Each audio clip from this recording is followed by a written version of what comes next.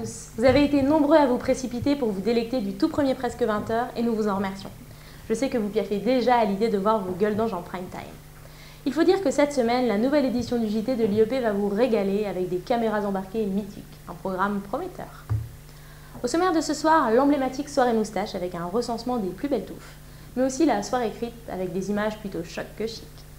Rémi n'hésitera pas à pousser un nouveau coup de gueule et Emma, l'audacieuse, vendra son corps pour un nouveau test détonnant. En ces périodes d'élections houleuses à l'UMP, nous recevrons en exclusivité sur notre plateau les listes BDE qui donneront des leçons de démocratie au duo Copé-Fillon. Ils viendront lancer la campagne et ne se feront pas de cadeaux. Mais restons un instant sobres avec les images de la conférence sur le Venezuela organisée par l'association Latino-América.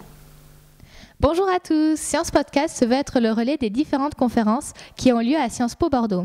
Dans ce cadre, nous sommes allés voir pour vous la première conférence d'Asomérica Latina, une association sur l'Amérique latine. Donc, dans ce cadre de cette première conférence, une invitée de marque a été choisie, Adeline Joffre, la présidente du GEVEN, un groupe d'études interdisciplinaires sur le Venezuela. Donc, cette première conférence portait sur le Venezuela sous Chavez et 3 thèmes ont été développés. Le tout premier thème a été le contexte de la montée au pouvoir de Chavez, qui a été ensuite suivi par les différentes politiques mises en place par ce dernier et finalement sur les enjeux qu'ont porté l'élection du 7 octobre. Mais tout d'abord, avant de s'intéresser à la conférence, essayons de comprendre et de voir qu'est-ce que Asomérica Latina avec Tiffaine. Bonjour Tiffaine, alors est-ce que tu pourrais nous présenter cette association ? Alors Asomérica Latina a été créée en 2009. Nous sommes une association qui vise à faire connaître le sous-continent latino-américain aux élèves de l'IEP et à développer certaines thématiques comme par exemple le Venezuela ici, parce que l'Amérique latine est peu connue à Bordeaux puisqu'on est très porté sur l'Afrique. Il s'avère que le Venezuela est loin d'être isolé internationalement pour différentes raisons. D'abord, il adopte des stratégies de communication qui sont assez efficaces et assez intéressantes aussi quand on se penche sur les relations que le Venezuela entretient, notamment avec les organisations, dans le cadre des organisations internationales, où il est très présent. Ça a été une vocation de longue date, mais le Venezuela n'est pas du tout exclu des instances internationales. Je pense à l'ONU, je pense aussi à la Banque mondiale et au FMI qui, à un moment donné, devoir quitter. Et en fait, il n'en est rien. Le Venezuela joue toujours un rôle actif. Pourquoi ? Parce qu'il fait partie justement de cette coalition des Suds. Merci de nous avoir écoutés et à la prochaine. Place désormais à la fête avec des images de la seule et unique soirée de l'année où les femmes à barbe peuvent choper, la soirée moustache.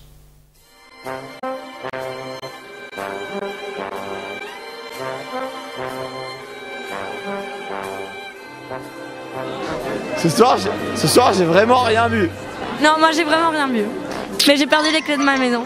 Ah, ça c'est vraiment très ballot. Elle a rien bu non plus. D'abord je bois, après je parle.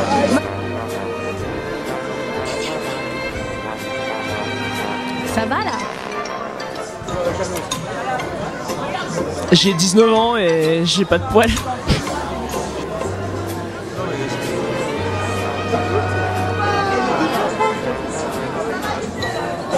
Je vais prendre une amende de 190 € ou 90 €.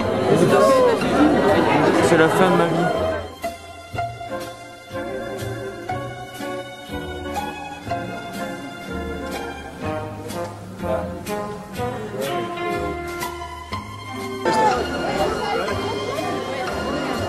Est-ce que ça t'a pris du temps pour faire cette magnifique moustache? J'avoue que ça m'a pris 2 semaines. C'est la seule soirée où je peux assumer de porter une moustache sans qu'on me le reproche. Un dernier mot, j'ai laissé la petite barbichette pour pas faire trop curdo. Alors tu es une fille, hop, première chose que je me suis dit, tu as une barbe, hop, tu as une moustache, hop, moustache, qui dit moustache, dit monosourcil, parce que sans moustache, pas de portugais, pas de monosourcil. Très bien, très bon raisonnement. Parce que, en fait, bon, mais merci. On voit beaucoup, oui, Qatar par-ci, Qatar par-là. En même temps, le Qatar, s'il vous plaît, chers Français, c'est quand même l'avenir de la France. Et là, je regarde la caméra. Dans 30 ans, toutes les moustaches seront qataries. C'est tout. Merci pour Zlatan. Et puis pourtant je suis pas nominé, alors moi au moins je voudrais qu'on me rembourse le prix de la soirée, parce que quand même, le prix de la moustache au moins, parce que c'est du poil de siamois, c'est assez cher, je l'ai fait faire par un couturier. Une bonne participation quand même, une belle soirée, et puis... C'est un homme blessé, je suis vraiment un homme blessé comme elle dit, c'est assez tragique, mais bon voilà, on apprécie quand même la soirée. Bon, rendez-vous l'année prochaine, en novembre, pour la soirée moustache. Pour la soirée moustache, on sera là. Merci Emma pour cette enquête de terrain. À année exceptionnelle, soirée exceptionnelle, notre cher IEP accueille cette année le CRIT. En rendez-vous sportif et sportif bien sûr, le thème de cette édition a été dévoilé à l'occasion d'une soirée bon chic bon genre. Les Bordelais ont annoncé la couleur tout en sobriété.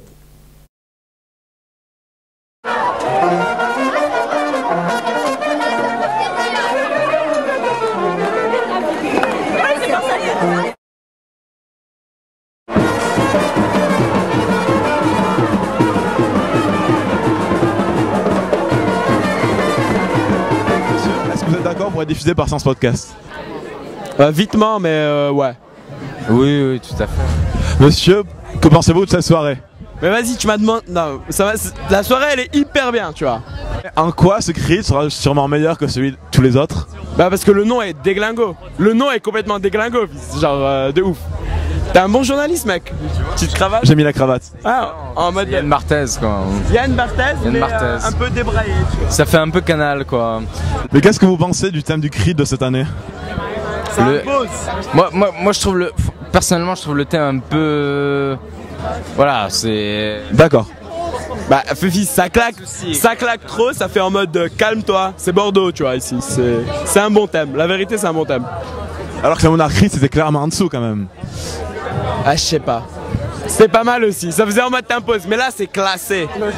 La classe. C'est quoi le thème, en fait? Grand cri de classé, mon gars. Grand cri de classé. Grand cri de classé, ça fait un peu facilité vignoble, quoi. C'est pas terrible. Moi, je suis pas convaincu. Merci aux rescapés de Science Podcast qui ont pu ramener ces images. À vos agendas. Mardi 27 novembre à 18h30, Genepi vous invite à plonger dans la réalité de l'univers carcéral avec la présentation de Journal de tôle de Christophe de la Condamine. Le lendemain, Genepi propose un ciné-débat à 20h sur le thème « Prison, c'est pas la peine d'en rajouter » dans l'enceinte de l'école d'infirmière de la Croix-Rouge à Bègle. L'association Erasmix promet un grand moment d'échange interculturel le jeudi 29 novembre pour la 3e édition de Pub Crawl, une joyeuse tournée des bars ou l'occasion ou jamais d'améliorer votre polonais. Mais sans plus attendre, place au coup de gueule sans concession de Rémi.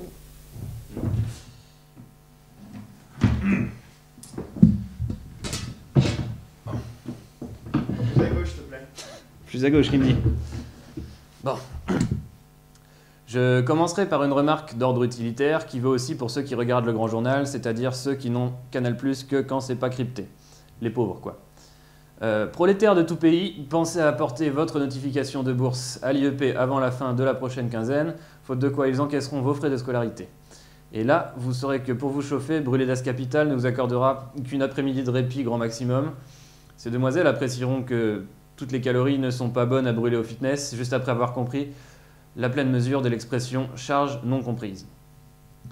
Pour les non-boursiers, on se retrouve dimanche au Clubhouse de l'hippodrome de Deauville à l'heure de d'habitude. Pensez à amener vos coupes-cigares, j'en ai marre de prêter le mien.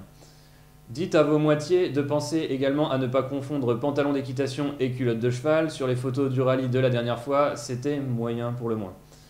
Soyons gentilshommes et gageons qu'il n'y a pas de boursiers qui votent à droite. Je n'ai pas de grille d'analyse pour les hobereaux désargentés, les gosses de médecins et les enfants de laboureurs parvenus. Ceci étant dit, passons-en aux faits. J'ai récemment entendu parler d'une espèce de club jacobin à échelle européenne dont l'importance est certes notable puisque le Figaro s'en est fait l'écho, sinon je ne serais pas au courant. Je veux parler évidemment de ce simulacre de démocratie participative I Rise Up que vous trouverez aisément sur internet. Il s'agit en fait d'un genre d'international socialiste confédéré. Première chose, ce mouvement est un mouvement de gens contents. On manifeste mais dans la joie. Si vous êtes jeune ou plutôt non vieux, parce que jeune c'est vrai que c'est un petit peu communautariste quand même. Donc si vous êtes jeune et que vous êtes content et que votre salle de bain est de mauvais goût, portez-en les couleurs sur vous, revêtez l'habit fuchsia. En dehors du physique et de l'orientation politique, qui relève de la sensibilité de tout un chacun depuis la Révolution, hélas, venons-en à la démarche. Ces jeunes gens ont toute ma sympathie. Réfléchissons par corollaire, on n'est pas des bêtes. Coupez les enfants de la télé, même si c'est une spéciale Gad Elmaleh. Regardez-vous dans une glace et posez-vous la question suivante. Qu'est-ce que je fais quand je ne suis pas content? Qu'est-ce que je fais quand je suis contre quelque chose? Ceux qui se vengent sur leur conjointe sont des imbéciles. La bonne réponse est que vous faites une pétition. Ça tombe sous le sens. Pourquoi? 2 exemples, parce que c'est compliqué. D'abord, vous êtes militant d'iRise Up. Vous avez un BTS chef de projet web et vous êtes sans emploi. Dommage. Vous vous engagez à ne plus manger ni de quinoa ni de tofu ou alors une seule fois la semaine pour commencer. Ensuite, vous avez applaudi la réélection de Barack Obama comme Bernard Arnault applaudirait le retour du suffrage censitaire, si possible, en publiant la photo d'Obama sur Facebook accompagnée d'une phrase avec « Mister Obama » dedans. Dans ce cas, donc, vous êtes de gauche, vous faites une pétition pour faire savoir à ceux qui dirigent que maintenant ça suffit, vous êtes combien déjà? Ah oui, 3186 sur un peu moins de 700 millions de citoyens européens, à vous être rendu compte que si on ne leur dit rien, les officiels de l'Union européenne continueront d'enchaîner billard à Strasbourg et partie fine à Bruxelles, au lieu de s'occuper des vrais problèmes, des vrais malaises de toute une génération défavorisée inquiète pour son avenir. Donc, pour exprimer votre ras-le-bol, vous braillez par écrit de concert avec l'ami portugais dans un cahier de doléances et vous déposez votre pétition à l'accueil du bâtiment en forme de gros gâteau à Strasbourg, premier bureau à droite, derrière les toilettes. Deuxième exemple de pétition. Vous êtes plutôt de nature joyeuse. Par conséquent, vous n'aimez pas les enterrements, vous préférez les fleurs, les chevaux, le chocolat, les dauphins, les oreillers, Gossip Girl, ce que vous voulez. De manière générale, vous trouvez que la mort, c'est pas cool. Dans ce cas, puisque c'est connu, toute pétition est nécessairement suivie des faits, vous en faites une contre la mort, histoire que le bruit de votre ras-le-bol général devant votre finitude remonte jusqu'aux plus hautes instances concernées. Voilà donc, c'est décidé, vous ne mourrez pas, puisque vous êtes contre. Vous comprenez maintenant l'utilité à peu près d'une pétition. Un jour, vous saurez aussi qu'un cercueil, c'est tout doux, mais vous préférez l'ignorer pour l'heure en pensant que c'est par voie de pétition qu'on a imposé la Première République, qu'à Valmy, on a tiré la courte paille, qu'à Azincourt, on a désigné le vainqueur par votation à main levée comme les Suisses, et aussi, pourquoi pas, qu'en ce moment, en Afghanistan, nos troupes expédient les affaires courantes avec une dose de proportionnel. Pour finir, rien à voir, je vous invite tous à aller écouter Superstition de l'excellent Stevie Wonder. Et si par hasard, à un moment, vous vous dites « Tiens, j'ai déjà entendu ça quelque part », ne cherchez plus. C'était le jingle de lancement du Grand Journal de Canal+. Alors, dans ce cas, je vous invite aussi à vous sentir minable. Allez, vous pouvez filer, il y a Zemmour et Nolo à la télé, si vous ratez ça, vous n'aurez rien à dire en culture G. Rémi pour cette grogne sans vergogne. Plus de légèreté à présent avec un test ô combien glamour d'Emma.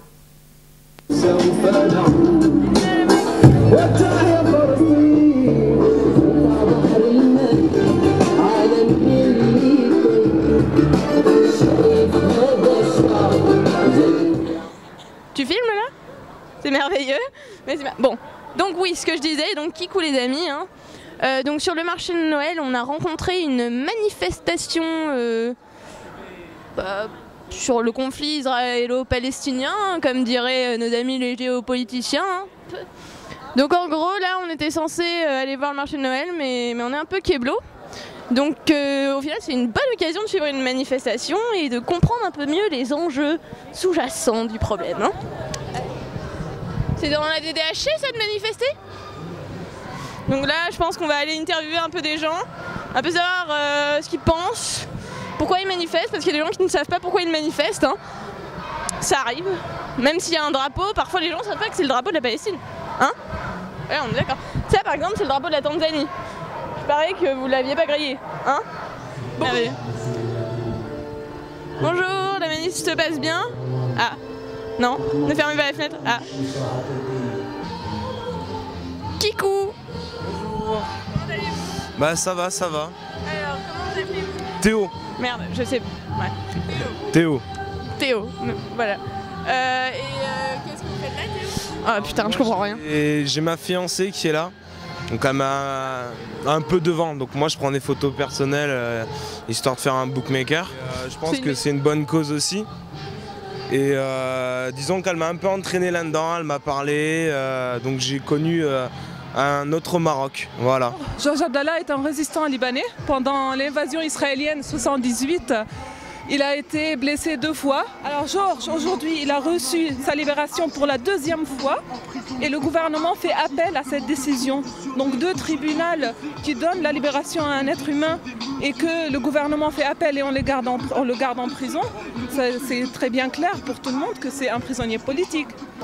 C'est intéressant, on apprend plein de choses. Moi j'aime bien. C'est sympa. Mais c'est sympa. On se fait un peu insulter aussi. Moi je me suis fait insulter tout à l'heure, pas sympa. Est-ce que je peux te poser une question? Il m'a traité de moche quand même, hein. Non mais je peux être bien hein, sur mon bonnet, enfin ça m'arrive. Enfin voilà. Bon c'était pas un manifestant donc ça n'a rien à voir avec ce que je dis. Bon, hors sujet, tant pis. Pour qui vous travaillez monsieur? D'abord on est un média indépendant libre, voici notre carte. Nous on a envie de passer l'information au service de nos concitoyens et que cette information soit partagée pour tous et par tous, voilà. Et nos vidéos sont libres de droit d'auteur. Voilà, on peut récupérer nos images tout à fait gratuitement. Et voilà, et on est venu couvrir l'événement sur justement Gaza.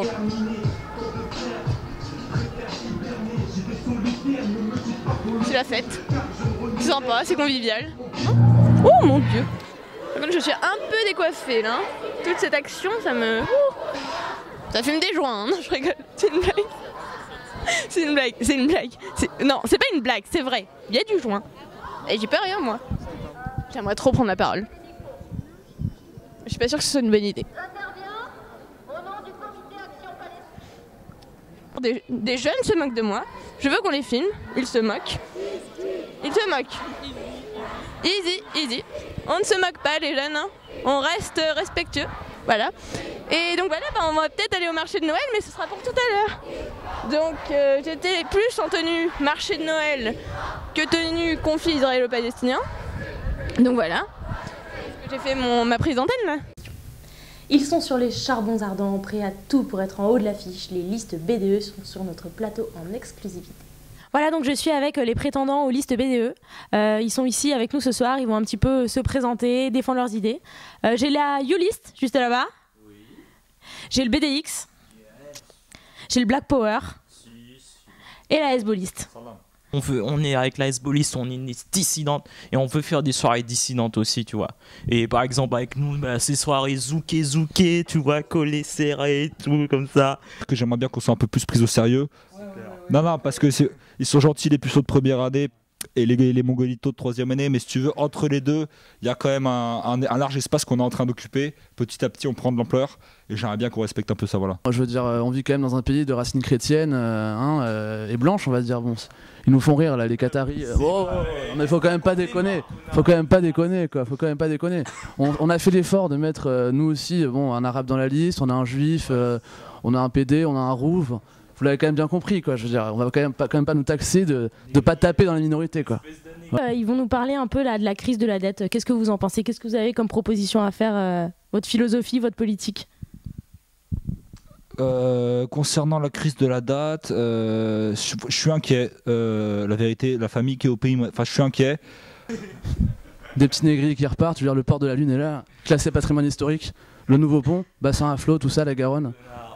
La Garonne, fleuve porteur, hein. C'est juste de pas y tomber, mais bon. Maintenant, une petite question pour le BDX. On vous reproche un peu d'être des enfants, vous sortez un peu de la crèche là. Qu'est-ce que vous allez apporter?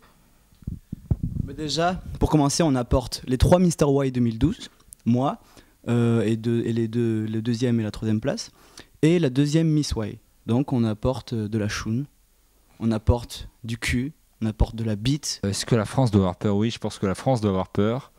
Après, pourquoi je dirais surtout la France doit avoir peur? Parce que les Antillais en ce moment sont super chauds et que du côté de la liste des Black Panthers, on a beaucoup de mal à les tenir et que ça va vraiment dégénérer et que moi, si j'étais une fille à l'IEP, je commencerais vraiment à m'inquiéter.